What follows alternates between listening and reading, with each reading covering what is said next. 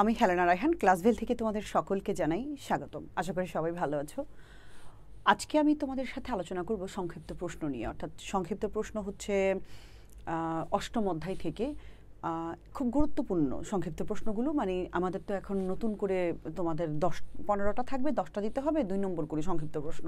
তো আজকে আমি এই সংক্ষিপ্ত প্রশ্ন এগুলো আসার সম্ভাবনা অনেকটাই বেশি। উপপাদ্য 17, উপপাদ্য 17-র বিপরীত, 17 আর 17-এর বিপরীত একটা, এই দুইটা নিয়ে আজকে আলোচনা করব। ঠিক আছে? আজকে আমি যেই প্যাটার্নের জ্যামিতি শিখাবো অষ্টম অধ্যায়ের একটা প্যাটার্ন যদি তুমি শিখতে পারো উপপাদ্য 17, এইটা পারলে তুমি মোট 6টা উপপাদ্য পারবা একই প্যাটার্নের। তোমাদের মনে আছে নিশ্চয়ই আমি তোমাদেরকে উপপাদ্য 20 শিখিয়েছিলাম। উপপাদ্য 20 আর 23 শেখার ফলে তুমি 14টা উপপাদ্য পেরেছিলে একই প্যাটার্নের, একই নিয়মের। মনে থাকার কথা, আমি কিন্তু প্রুফও দিয়েছি এবং নিজে এগুলোর মিল খুঁজে খুঁজে বের করে তোমাদেরকে আলাদা করে দিয়েছি। এখন আজকেও সেরকম, এটা যদি 17 পারলে তার বিপরীত পারবা, 18 পারবা, 19 পারবা উপপাদ্য, এবং তুমি 8.1-এর 7 নং এবং তার বিপরীত উপপাদ্য, মোট 6টা উপপাদ্য পারবা একই প্যাটার্নে, যদি শুধু 17 উপপাদ্যটা ভালো করে বুঝো। আশা করি মনোযোগ দিবে এবং খুব ভালো করে খেয়াল করবে। ঠিক আছে?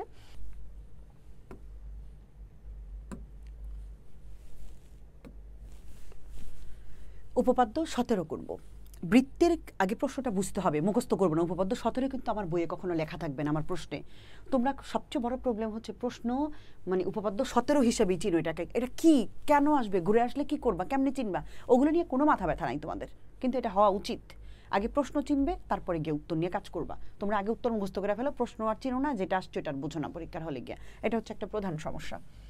বৃত্তের কেন্দ্র ও ব্যাস ভিন্ন কোনো জ্যা, বৃত্তের কেন্দ্র আমরা ধরে নিচ্ছি এটা হচ্ছে একটা বৃত্ত, এই বৃত্তের একটা কেন্দ্র আছে এবং ব্যাস ভিন্ন।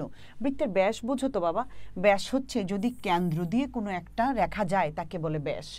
এটা একটা জ্যা, এটাও একটা জ্যা, এটাও জ্যা, এগুলো অনেকগুলো জ্যা, কিন্তু যে কিনা কেন্দ্র দিয়ে এপার ওপার যাবে সে হবে ব্যাস, এবং সে হচ্ছে বৃহত্তম ব্যাস বা বৃহত্তম জ্যা। বৃহত্তম ব্যাস না, ব্যাস অথবা বৃহত্তম জ্যা, মানে সবাই জ্যা, এর মধ্যে বড় কে, যে কেন্দ্র দিয়ে যাবে সে হচ্ছে সবচেয়ে বড় জ্যা, এর চেয়ে বড় আর কোনো জ্যা হইতে পারে না। অর্থাৎ তার নাম দুইটা, যদি সে নর্মালি যায় তাহলে জ্যা, সে যদি কেন্দ্র দিয়ে যায় সে হবে বৃহত্তম জ্যা, অথবা আরেকটা নাম হচ্ছে ব্যাস বলতে পারি তখন তাকে আমরা। আর ব্যাসের অর্ধেক হচ্ছে ব্যাসার্ধ। তাহলে আমরা জ্যা চিনে গেছি এবং বৃহত্তম জ্যাও চিনে গেছি। ব্যাস এটা হচ্ছে জ্যা, শুধু জ্যা। আর এই যে এইটা এইভাবে যাক অথবা এইভাবে যাক অথবা এইভাবে, কেন্দ্র দিয়ে যদি সে যায় তবে সে ব্যাসের যোগ্যতা অর্জন করবে। ঠিক আছে? তো সেটাই বলেছে। তো আমাদেরকে কি বলেছে, বৃত্তের কেন্দ্র ও ব্যাস ভিন্ন কোনো জ্যা, তার মানে ব্যাস ভিন্ন মানে ব্যাস ছাড়া যে কোনো একটা জ্যা। তাহলে ব্যাস ছাড়া এই যেটা নিলাম, ব্যাস হইতে পারবে না, ব্যাস বাদে যে কোনো একটা জ্যা নাও, নিলাম। এই পাশেও নিতে পারো। এর মধ্যবিন্দুর সংযোজক রেখাংশ, মধ্যবিন্দু কোনটা বলা হচ্ছে, এই যে এটাকে বলা, এইটা আমি একটু ভিন্ন রং ব্যবহার করছি। মধ্যবিন্দু হচ্ছে একদম মাঝের বিন্দুটা, অর্থাৎ এই জ্যার মধ্যবিন্দু। এই মধ্যবিন্দুর মানে জ্যার মধ্যবিন্দু ও কেন্দ্রের এই সংযোজক রেখাংশটা এই জ্যাটার উপরে লম্ব, অর্থাৎ এই জায়গায় এটা একটা 90 ডিগ্রি, এটা একটা 90 ডিগ্রি, এটা প্রুফ করতে বলছে। তার মানে কি আছে আর কি চাইছে এটা বুঝতে হবে। বাংলাটা পইরা, ব্যাস ভিন্ন কোনো জ্যায়ের মধ্যবিন্দুর সংযোজক রেখাংশ, তার মানে মধ্যবিন্দুটা আছে আর ওই জ্যার উপর লম্ব, এটা প্রুফ করতে বলছে, অর্থাৎ এটা হচ্ছে প্রমাণ। লম্বটা প্রমাণ আর মধ্যবিন্দুর সংযোজক রেখাংশ এটা দেওয়া আছে। তার এটা তোমাকে বুঝতে হবে। আরও একটা টপিক তোমাকে জানতে হবে, কোনো একটা বাহুর মধ্যবিন্দু ওই বাহুটাকে সমান দুটি ভাগে ভাগ করে ফেলে।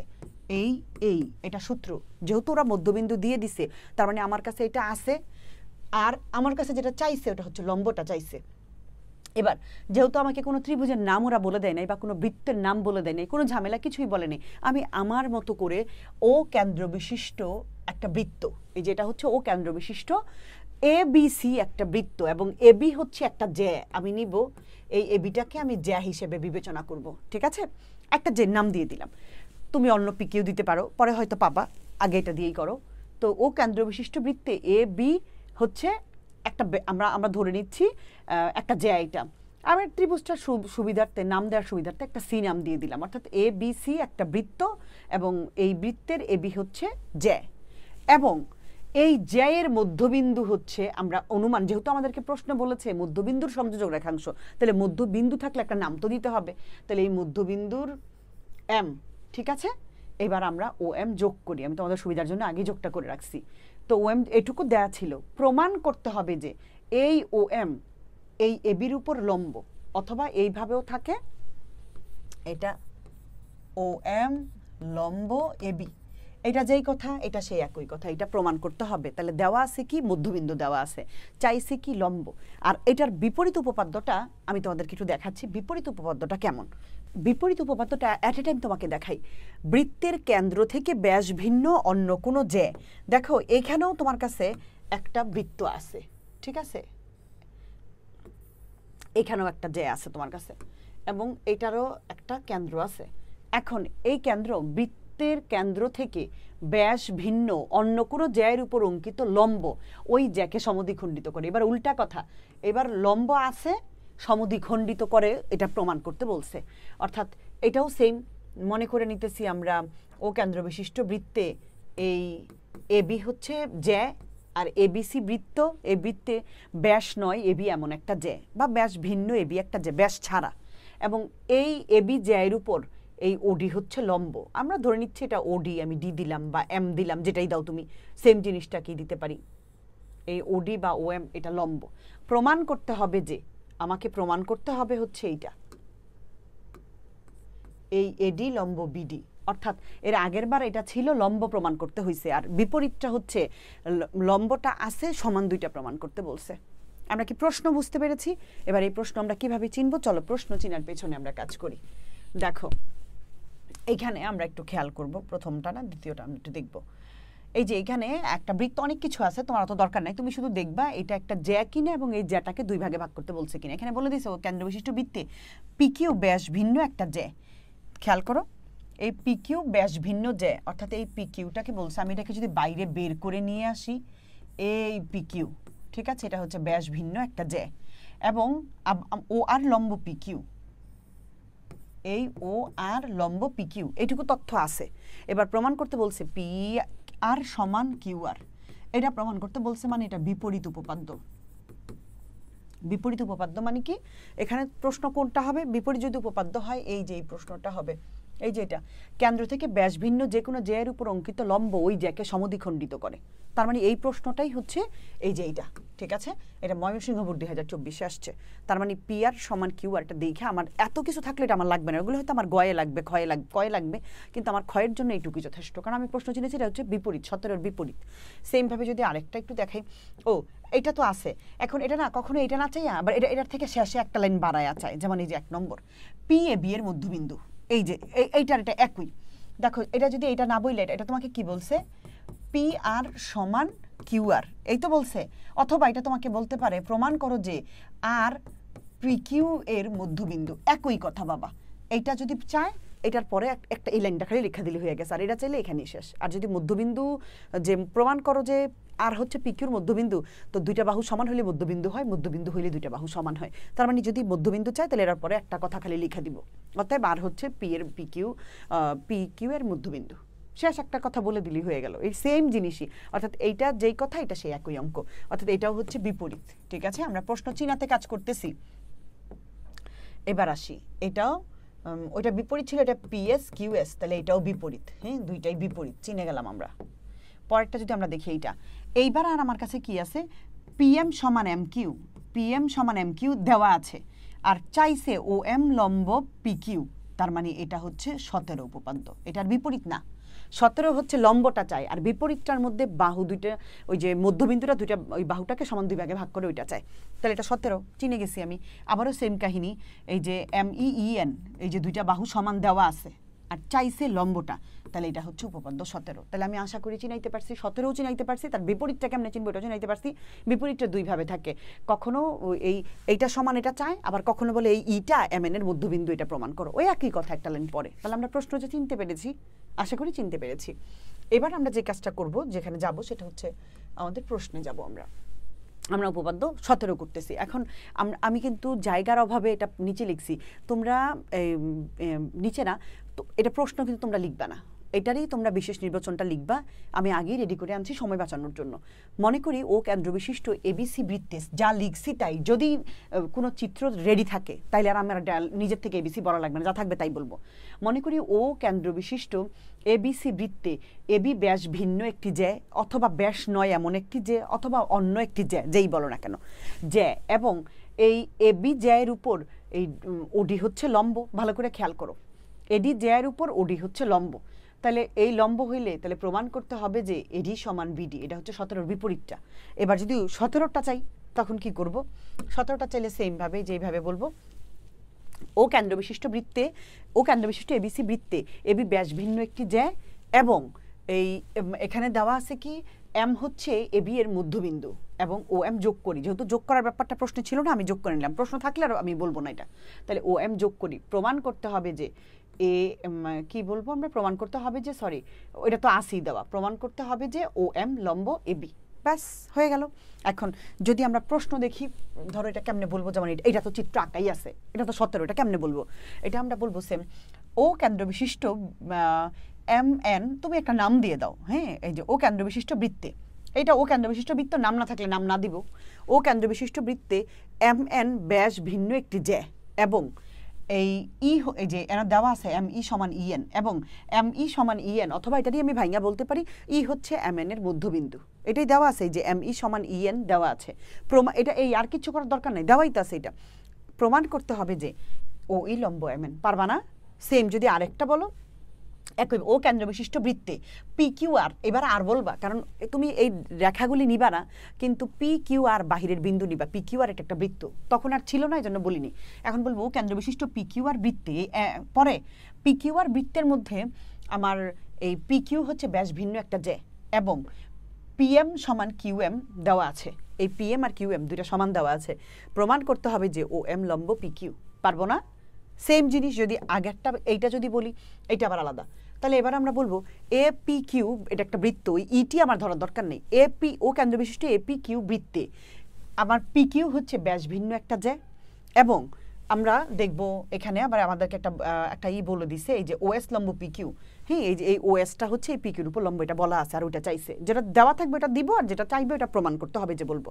তো এখন আমরা বলবো যে এবং ওএস পিকিউ এর উপর লম্ব, এই যে এটা দিয়ে দিছে ওরা, ওএস লম্ব পিকিউ, প্রমাণ করতে হবে যে পিএস সমান কিউএস, পারবা না? আমি আশা করি আমি বুঝাইতে পারছি। এবার প্রশ্ন চিনে গেছি, সব চিনে গেছি, এবার অঙ্কন। আমরা এই ধরনের অঙ্ক করতে গেলে আমাদেরকে সর্বসমতার টেকনিক জানতে হবে। তাহলে সর্বসমতা কেমনে করে? সর্বসমতা করার জন্য, সর্বসমতা কি জিনিসটা তুমি আমার বলতে পারো ম্যাডাম, সর্বসমতা কি? সর্বসমতা হচ্ছে এমন জিনিস, আমরা উপপাদ্য হচ্ছে যুক্তিতর্ক দিয়ে প্রুফ করা লাগে। তো যুক্তিতর্ক দিতে গেলে আমাদেরকে দুইটা ত্রিভুজের মধ্যে আমরা সম্ভাব্য কিছু জিনিস মিল বের করবো। যেমন সর্বসমতার 4 ধরনের শর্ত আছে, 4টা শর্ত সর্বসমতা ঘুরে ঘুরে হয়। কখন কোনটা হবে তুমি করতে করতে বুঝে যাইবা, আমি তো বলবোই এখন। যেমন আমরা এখানে দুটো ত্রিভুজ বের করব, এখন ত্রিভুজ কেমনে বের করব? তুমি নর্মালি মনে রাখতে হবে তোমাকে, দুইটা ত্রিভুজ আছে, এই দুটো ত্রিভুজের মধ্যে আমরা সর্বসমতা করব। সর্বসমতার শর্ত নম্বর 1, এটা নোট করে ফেলবা এই কথাটা, সর্বসমতা কি করতেছি আমরা? সর্বসমতা।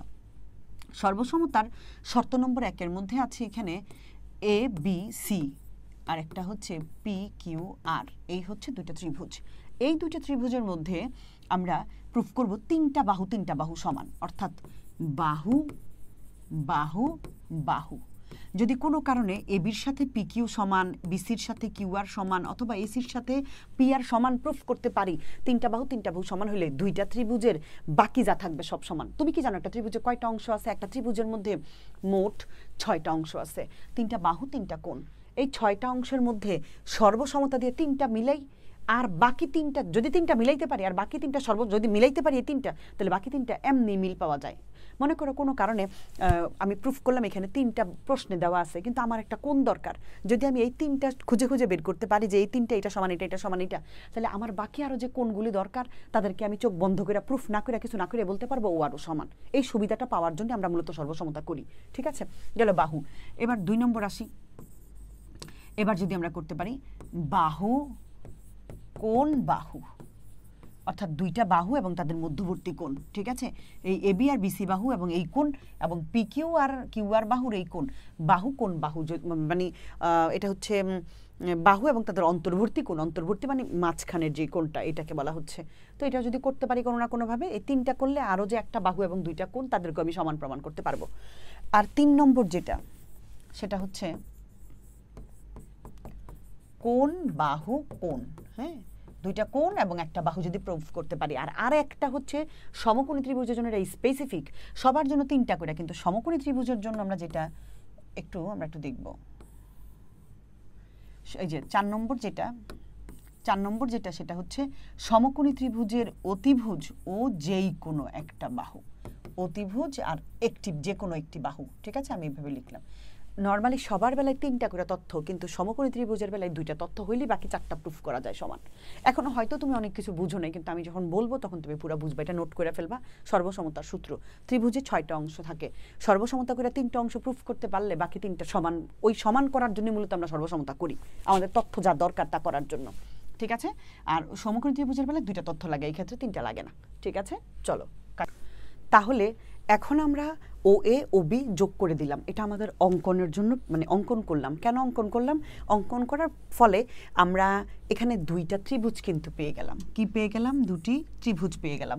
এই 2টা ত্রিভুজেরই আমি এখন সর্বসমতা করব। আশা করি সর্বসমতা বুঝাইতে পারছে তোমাদেরকে। চলো, তো এখন 2টা ত্রিভুজকে নাম লিখব। তুমি যে কোনো নাম দিতে পারো। কোণের বেলায় যে কোণ তাকে মাঝে রাখতে হবে, আর ত্রিভুজের নামকরণের বেলায় এটা এতটা ম্যান্ডাটরি না। ও এ এম এবং ও বি এম এভাবে নাম দিলেই ভালো হয় আর কি, যেটা সুন্দর লাগে তুমি সেটাই দিবা। ত্রিভুজ চিহ্ন দিবা, ত্রিভুজ ও এ এম এবং আরেকটা যদি আমি একটু ভিন্ন রং ব্যবহার করি, ত্রিভুজ ও বি এম। এই 2টা ত্রিভুজের নাম লিখলাম, ত্রিভুজ চিহ্ন দিলাম, এবং এই 2টা ত্রিভুজেরই আমি এখন সর্বসমতা করব, ঠিক আছে। আমি কি বলেছি ভালো করে খেয়াল করো। তোমাকে যে চিনতে হবে, ব্যাসার্ধ চিনতে হইল, ব্যাস চিনতে হইল, ঠিক আছে। লম্ব কোনটা সেটাও চিনলা। তার মানে কি চেয়েছে তোমার কাছে? লম্বটা চেয়েছে। আর কি আছে? মধ্যবিন্দু আছে। মধ্যবিন্দু কি করে? বাহুকে সমান 2 ভাগে ভাগ করে, এটা মধ্যবিন্দুর কাজ। তো এই 2টা ত্রিভুজের মধ্যে একদম প্রথমেই এটার আমরা টার্গেট এখানে খেয়াল করব সর্বসমতা করার জন্য 3টা শর্ত ফিল আপ করার। তো একদম প্রথমেই যেটা আমার উপরে যেটা দেয়া আছে, যে মধ্যবিন্দু কথাটা উপরে ছিল, তাই এই যে মধ্যবিন্দু আছে, এই মধ্যবিন্দুর কাজ কি? এম, মধ্যবিন্দুর কাজ হচ্ছে বাহুটাকে সমান 2 ভাগে ভাগ করা। তাহলে এই ত্রিভুজের এ এম বাহু আর এই ত্রিভুজের বি এম বাহু, 2টা ত্রিভুজেরই এটা নিলে এটার আবার ওইটা নিতে পারবো না, এটার এই ভূমি নিলে এটারও ভূমি, এটার লম্ব নিলে এটার লম্ব, এটার অতিভুজ নিলে এটার অতিভুজ, এইভাবে নিতে হবে। সো আমি এ এম সমান এই ত্রিভুজের এ এম, আবার তুমি আগে বি এম লিখতে পারবা না, ও এ এম এই ত্রিভুজের যেই বাহু সেই বাহু লিখবা, এই ত্রিভুজের যেই বাহু সেই বাহু লিখবা। তাহলে আমরা এখানে লিখতে পারি না এ এম সমান বি এম। এখন বাবা লিখলেই হবে না, যুক্তি চাই, শর্ত লাগবে। কোন যুক্তিতে লিখলা এম সমান বি এম? এটা আমরা লিখলাম ওই যে উপরে আমরা লিখে দিব এম এ বি এর মধ্যবিন্দু, এইটুকু বললি এনাফ। কেন? কারণ আমরা জানি মধ্যবিন্দু কোনো একটা বাহুকে সমান 2 ভাগে ভাগ করে। সো সেই হিসেব করলে যদি আমি তোমাকে বলি এই এ এম আর এই বি এম সমান, তাহলে একটা করলাম। এবার দ্বিতীয়টা আবার করি। আরেকটা হচ্ছে ও এম সমান ও এম। এখন প্রশ্ন হতে পারে ম্যাম এটা আবার কি কথা? ও এম সমান ও এম। বাবা, এই পাশ থেকে চিন্তা করলে এই ও এম এই ত্রিভুজের বাহু, এই পাশ থেকে চিন্তা করলে এই ও এম এই ত্রিভুজের বাহু। সাধারণত আমাদের বাসা বাড়িতে বা আমাদের ঘরে আমরা যখন 2টা রুম করি, একটা দেয়াল দিই, একটা দেয়াল দিয়ে এই রুমেরও দেয়াল হয়, এই রুমেরও দেয়াল হয়।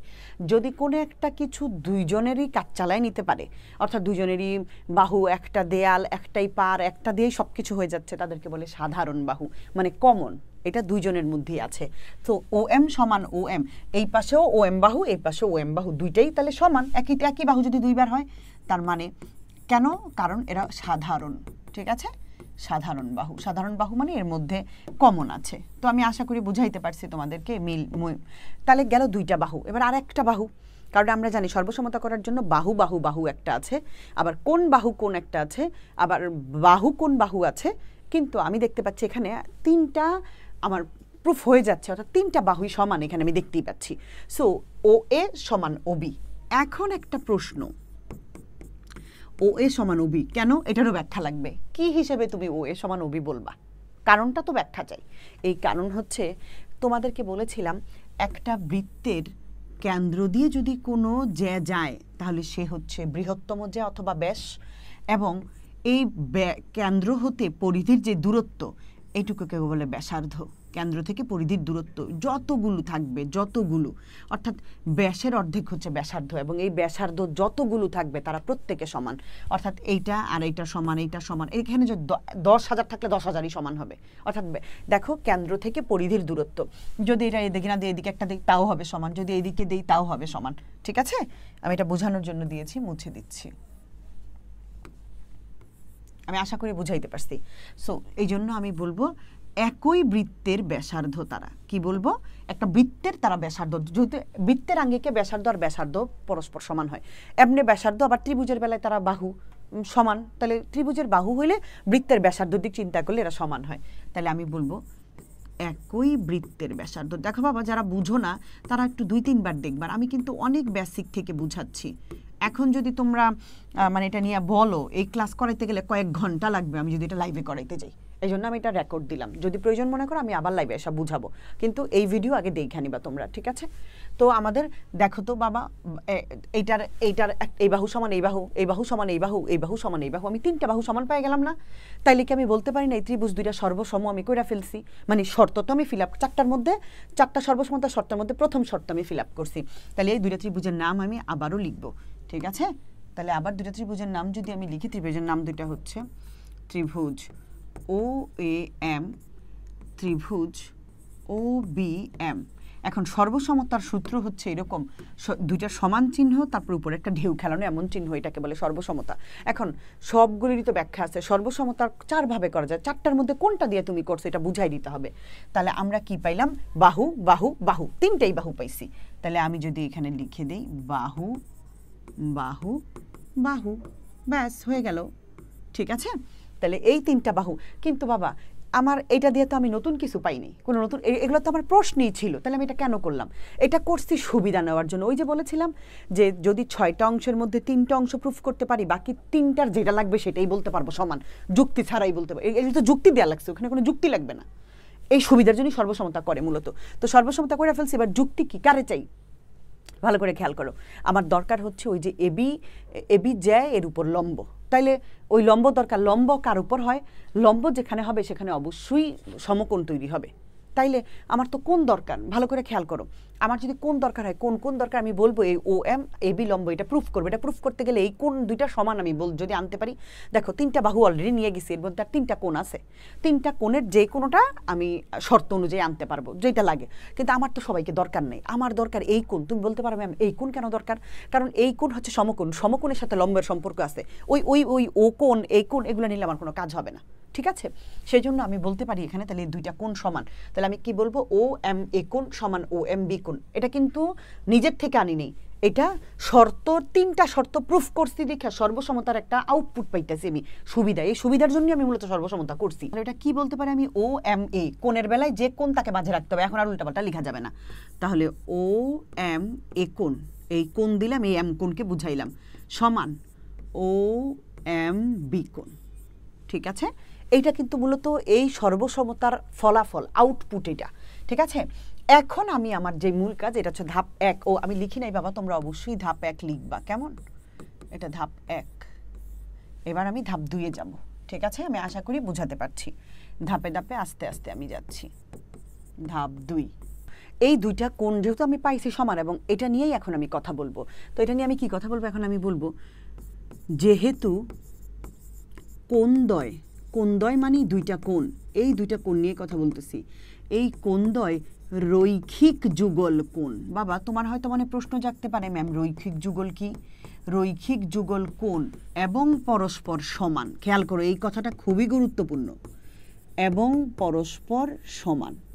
এইবার তাকাও, কোণ 2টা রৈখিক যুগল কোণ মানে হচ্ছে একটা রেখার মধ্যে যুগল মানে জোড়া, একটা সরল রেখার মধ্যে এক জোড়া কোণ। আচ্ছা বাবা, একটা সরল রেখার মধ্যে কত ডিগ্রি কোণ থাকে? 180 ডিগ্রি কোণ। আমরা জানি একটা সরল রেখার মধ্যে 180 ডিগ্রি কোণ থাকে। তার মধ্যে যদি 2টা কোণ যদি সমান করে ভাগ হয়, তাহলে দুইজনে কোণ 2টা সমান, কারণ এই যে এই দিকে সমান, এইটা থাকা মানে আমরা তো অলরেডি এখানে বলা আছে দুই কোণদ্বয় সমান পরস্পর, এখানে বলা আছে সমান, এবং তারা একটা রেখার মধ্যে এক জোড়া কোণ। একটা সরল রেখার মধ্যে 180 যদি সমান সমান দুজন ভাগ করে নেয়, আমরা তো জানি অলরেডি তার 90-এর বাইরে তো হওয়ার সুযোগই নেই। এখন যদি সমান না হইতো তাইলে কেউ 100, কেউ 80, কেউ 10, কেউ 170 এমন হইতো, কিন্তু যেহেতু সমান, তার মানে একটা রেখার মধ্যে তারা আছে, রেখা দিয়ে বুঝা গেলাম 180 এবং পরস্পর সমান। তাইলে আমি কি বলতে পারি না দুজনই 90-90 আছে? আর রৈখিক যুগল, রৈখিক মানে তো 180 ডিগ্রি, এটাতে তো এটাই বুঝায়। তাহলে যদি আমি এইভাবে লিখি, এই 2টা কোণ OMA কোণ সমান OMB কোণ সমান 90 ডিগ্রি, বাবা আমার কি ভুল হবে? তখন কোন দুইটা সমান। এখন রৈখিক যুগল দিয়ে আরো হিসাব করে বুঝাই দিলাম যে 180-কে 2 ভাগ করলে তুমি বলতে পারো ম্যাম 180 কোথায়? এই যে রৈখিক কথাটার মানেই 180, একটা সরল রেখা। রৈখিকের মধ্যে কোন দ্বয় রৈখিক যুগল কোণ, মানে একটা রেখার মধ্যে জোড়া কোণ, এক জোড়া কোণ এবং পরস্পর সমান। তাহলে রৈখিক মানে 180, যুগল মানে দুইজন, কোণ পরস্পর সমান। এবার 180-কে আধা আধা ভাগ করে দিব, 90-90। তাহলে আমার এই বলাটা কি ভুল হয়েছে? কখনোই না। এইবার আমরা জানি 90 ডিগ্রি কোণ যদি হয় তাহলে সেখানে সমকোণ তৈরি হয়, তার মানে অফকোর্স ওই কোণটা লম্ব, এবং লম্ব থাকলেও আমি সমকোণ বলতে পারবো, এবং সমকোণ থাকলেও আমি লম্ব বলবো, মাস্ট বি। তার মানে আমার আর কোনো কাজ নেই, অঙ্ক শেষ। অতএব আমি এখন বলতে পারি, ফিনিশিং দিয়ে দিতে পারি তোমাদেরকে, যে আমাদেরকে যা চাইছে ও এম লম্ব এ বি, এটা হচ্ছে লম্ব চিহ্ন। হ্যাঁ, একটু সুন্দর করে দিবা। এই আমি একটু ভিন্ন রং ব্যবহার করি তোমাদের জন্য। ও এম লম্ব এ বি প্রমাণিত, ব্যাস এই কাজ শেষ। আমি জানি না বাবা আমি কতটা, আমি কিন্তু প্রথমে বুঝানোতে অনেকটা সময় ব্যয় করছি, এবার কিন্তু অঙ্ক তোমার হয়ে গেছে, ঠিক আছে? তো তোমরা আশা করি এটা পারবা। সেম জিনিসটা এবার কি চেয়েছে, কি ছিল, মধ্যবিন্দু ছিল, লম্ব চেয়েছে, পারবা না? এবার যদি তোমাদেরকে আমি বলি যে এটা তোমরা করো, দেখো তো এই অঙ্কটা অবশ্যই তোমাদের পারার কথা। একদম প্রথম যে অঙ্কটা, এই যে এটা না, এই যে দেখো, তাহলে তো এবার তোমরা এটা পারবা। সেম অঙ্কটা সেমভাবে ও এম লম্ব পি কিউ, এটা প্রুফ করতে বলছে, তাহলে তুমি পারবা না? বিশেষ নির্বাচন কিভাবে বলবা? ও কেন্দ্র বিশিষ্ট পি কিউ আর বৃত্তে, হ্যাঁ পি কিউ হচ্ছে ব্যাস ভিন্ন একটি জ্যা, ঠিক আছে? ব্যাস, তো ব্যাস ভিন্ন একটা জ্যা হলে লম্ব প্রুফ করতে বলছে, এবং এম হচ্ছে পি কিউ এর মধ্যবিন্দু। প্রমাণ করতে হবে যে ও এম লম্ব পি কিউ। এবার তুমি সেম ভাবে যাবে, দুটা ত্রিভুজকে সর্বসমতা করবা। এই তুমি বলবা পি এম সমান এই যে কিউ এম, কেন? কারণ এম হচ্ছে পি কিউ এর মধ্যবিন্দু। ও এম সমান ও এম, কেন? কারণ সাধারণ বাহু। ওপি সমান ও কিউ, কেন? কারণ তারা একই বৃত্তের ব্যাসার্ধ। পারবে না? সেমভাবে 3টা বাহু দিয়ে করে ফেলবা, এগুলি দরকার নেই। এই পি কিউ তুমি বলতে পারো ma'am P R Q R, তাহলে এটা কি জন্য দিছে? এটা বাবা আবার গয়ে লাগবে, এটা হচ্ছে ওই যে কেন্দ্রস্থ কোণ বৃত্তস্থ কোণের দ্বিগুণ। সব উদ্দীপকে অনেক কিছু থাকে, সবটা তো তোমার দরকার নেই। তুমি শুধু চিন্তা করবে আমার উপপাদ্য 17-র চেহারা কেমন, আমার ম্যাম দেখতে কেমন, আমার অন্যজন যা খুশি তা হোক গা, মানে একটা কথার কথা আর কি বললাম। সো ওর চেহারা কেমন, 22-এর মধ্যে 22ই আনবা, 23-এর মধ্যে 23-এর চেহারাই আনবা, এখানে অন্য কিছু থাকলেও তুমি আনবা না। ওকে, আমি আশা করি বুঝাইতে পারছি।